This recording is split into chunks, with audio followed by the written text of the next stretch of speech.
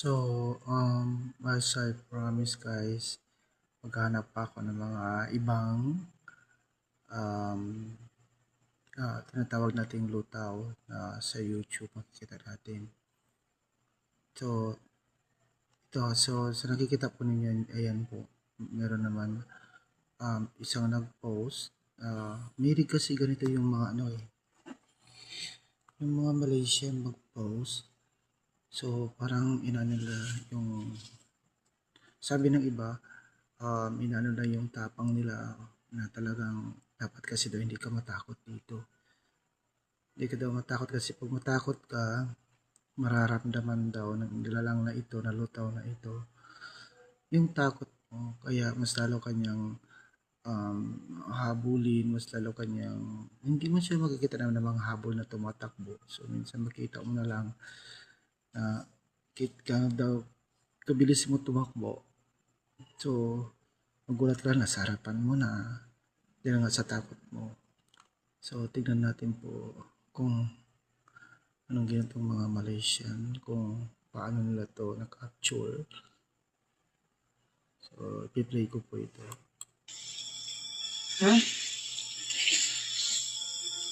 Nanaman siya ka diyan na?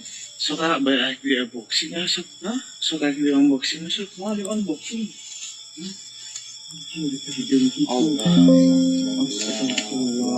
Di natin masyado maintindihan dahil ano pa yan siya, Malaysian kasi po yung ano nila eh. Auzubillah summa auzubillah. Astagfirullahaladzim. So ayan po, lumalabas talaga siya at nakikita natin yung isang nilalang na ito.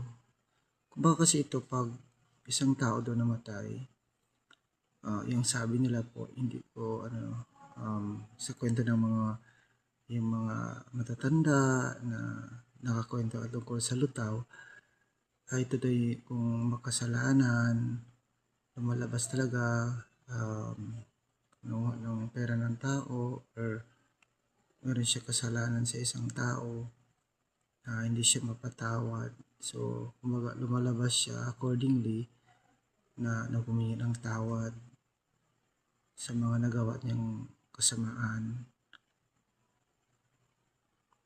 So, kaya lumalabas sila kasi hindi sila napapatawad.